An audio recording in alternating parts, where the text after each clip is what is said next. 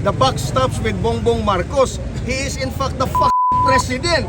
Lahat dyan sa kabinete niya, sila ay mga alter ego ng presidente.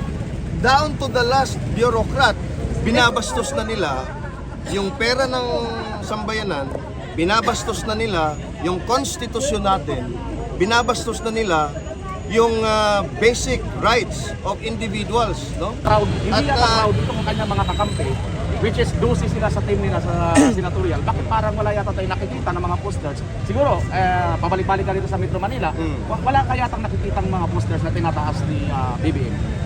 Well, yun na nga, siguro nag-aalanganin din yung mga kandidato na yun kahit naka-align sila doon sa partido ni Bongbong Marcos. Kasi nga, nafe-feel, meron silang mga internal surveys, yung mga personal surveys nila. At alam ko na alam nila ang sentimento ng karamihan ng mga Pilipino. Kaya ayaw nilang ma-associate doon sa Bongbong Marcos administration.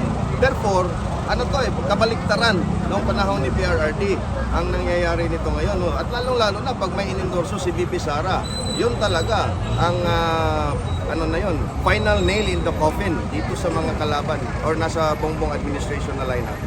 Okay, sige, ikaw naman Sir Marlon. PMR, may tatlo ng senatorial candidates na tinasang kamay ni Marcos Jr. Okay. Ito yung sinasabi niyang top 3. Top 3 sa pangalan, sa katauhan ng Tolentino, Abalos at Pacquiao. Alam naman natin yung tatlong yun, maliban kay Pacquiao na nakapagtataka, parang kailan lang yung nakarang presidential elections, siya mismo ang mainit na nananawagan na bayaran yung buwis na pagkakautang ng pamilya Marcos. Pero ngayon, siya pang naglalakas loob na magpataas ng kamay kay Marcos Jr. Ang nakakatuwa rito at nakakatawa, itong tatlong to ay hindi pumapasok sa survey. Nako po. So lalo lamang silang pupulutin sa kampungan ngayong darating na halalan. Ano ang ibig mo sabihin, kapatid na Marlon? Ito ba ay bad omen? Pwede. Pwede. At sabi nga ni Kuyang Ibi, kiss of death ito. Kiss of death. Malayong malayo sa katotohanan na yung ibang kandidato, mapa nasyonal, mapa lokal ay nagsisiksikan para lamang itaas ang kanilang mga kamay ng Pangulong Rodrigo Roa Duterte. Sir Rebel. Ay, Sir Rebel, tsaka kasamang third floor. Dito sa ating mga viewers, 2,200 tayo ngayon. Anong masasabi ninyo? Yun na lang pinakapahuli natin ano ang magbigay kayo ng kasi siyempre nai-stress din sila. Katulad kanina na naka-monitor din ako doon sa HOR. Nai-stress daw sila manood kaya nagpupunta daw sila dito. Ang title ko ngayon dito, no? Si Abante umiyak, ang mga vloggers pumunta rito sa Supreme Court. Sir Rebe, ano po ang inyong masasabi o mensahe na lang sa ating mga viewers at mga supporters? well, wala naman talaga tayong ibang mensahe. Kundi, makialam na sila kasi binabastos na nila yung pera ng sambayanan, binabastos na nila yung konstitusyon natin, binabastos na nila yung basic rights of individuals, no? At ito na nga, from the Vice President hanggang ngayon, ordinaryong mga tao, katulad ko, katulad ni Marlon, katulad ng 40 sa amin dito, na pinapatawag nga nila under the guise of a legislative inquiry, when in fact, it is not. Alam natin yan. It is an inquiry or an investigation in aid of legislation and in aid of a demolition job against the critics of this administration. So, ako po ay kanina sa sinabi ko nga is I'm imploring at inimbitahan ko po yung lahat kayo dyan na makialam na. I'm not saying na lumabas kayo. What I'm saying is paki-inform ninyo yung pamilya nyo, yung mga kaibigan mo, yung mga kakilala nyo kung ano talaga ang mangyayari sa bayan natin.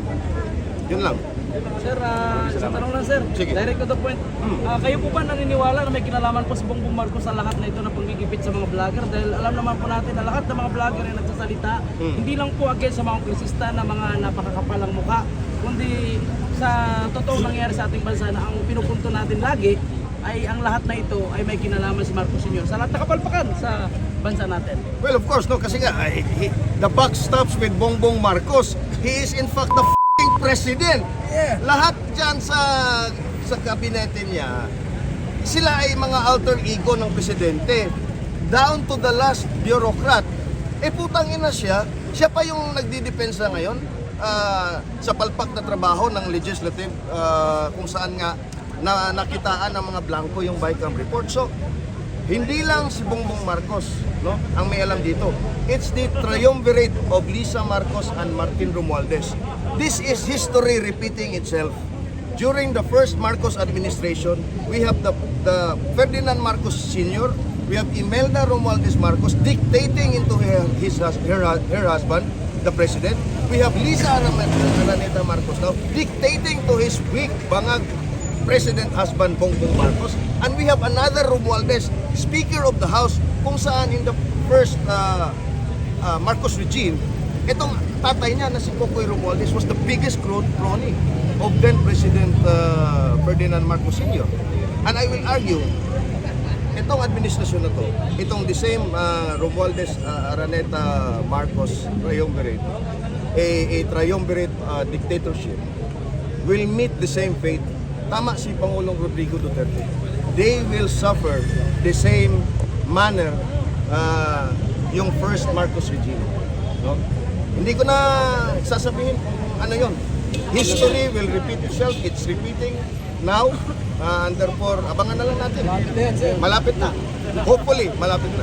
So madaling salita, hindi lamang ito yung may kinalaman, kundi sila mismo ang arkitekto nito, yung troika sa pagitan ni Marcos Jr. ng asawang si Lisa Araneta Marcos, at higit sa lahat, ang gigil na maging Pangulo ng Pilipinas na si Martin Romualdez.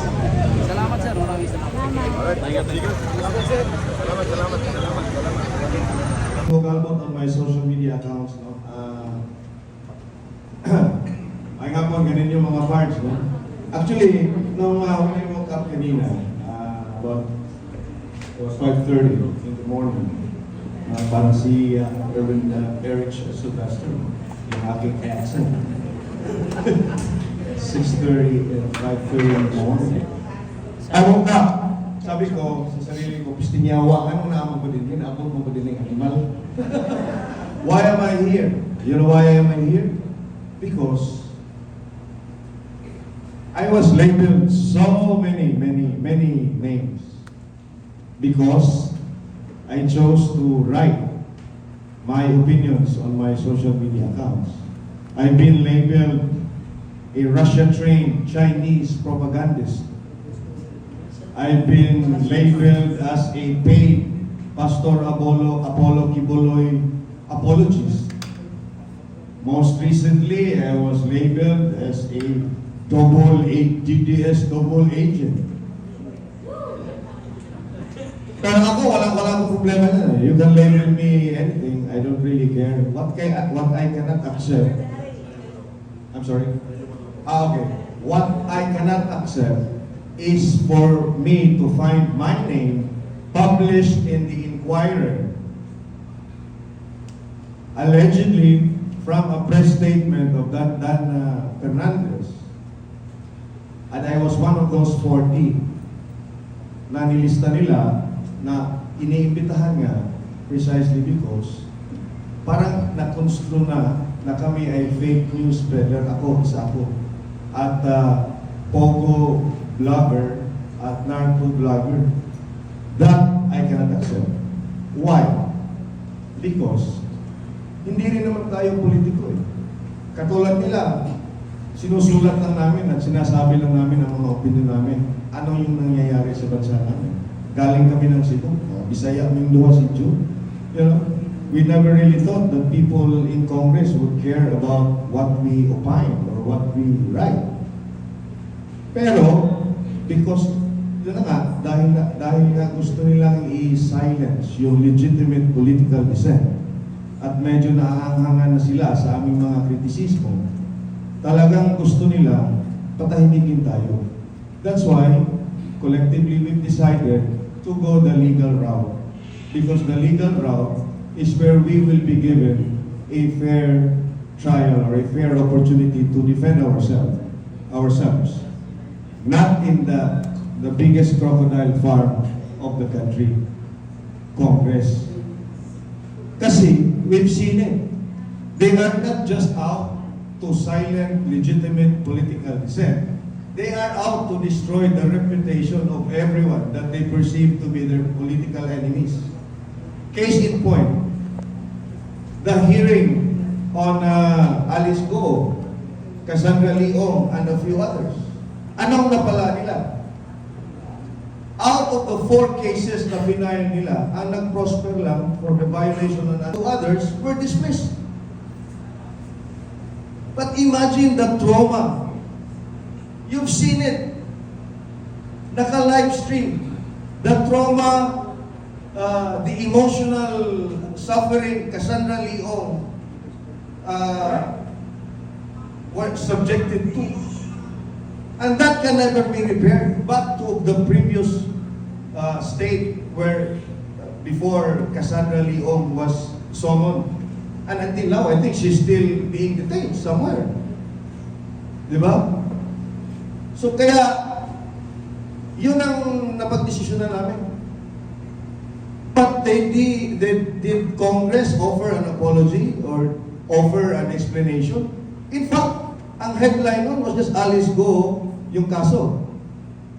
There was never any mention dun sa headline na na-dismiss ang kay Cassandra Leong. She just became a footnote in the history of that investigation of Risa Ontiveros. At yan ang gusto nilang gawin sa amin. Pero we will not play their game. That's why we are here now.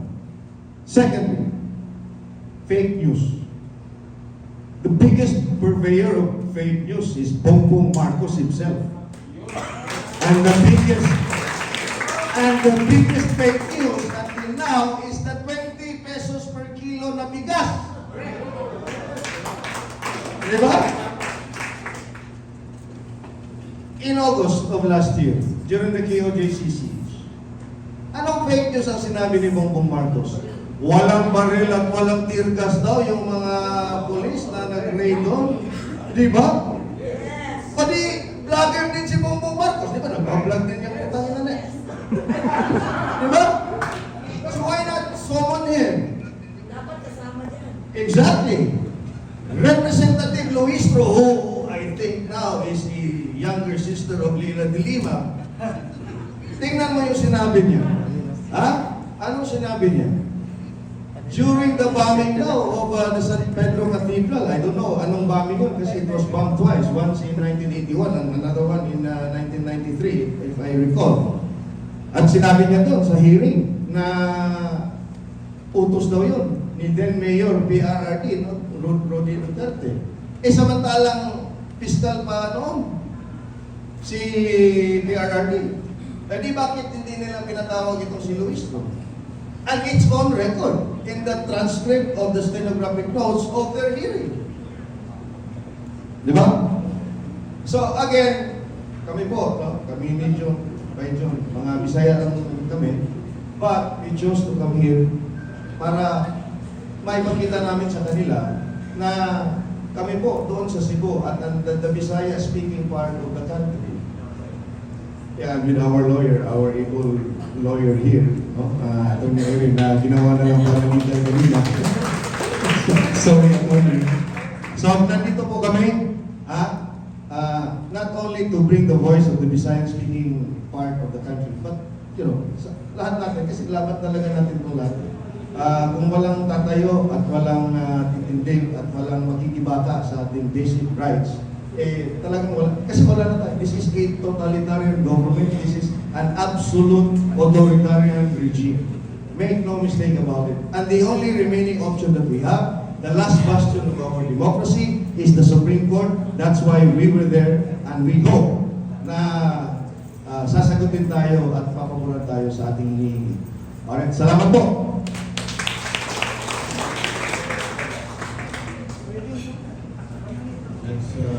Save the best for last. Kaya si Sir Jun may lang for me. Kasi simple lang naman eh. Solusyonan natin yung problema ng mga kongresista natin, mga malansibuyas. Sa social media po, meron pong unfollow, tsaka block. Kung hindi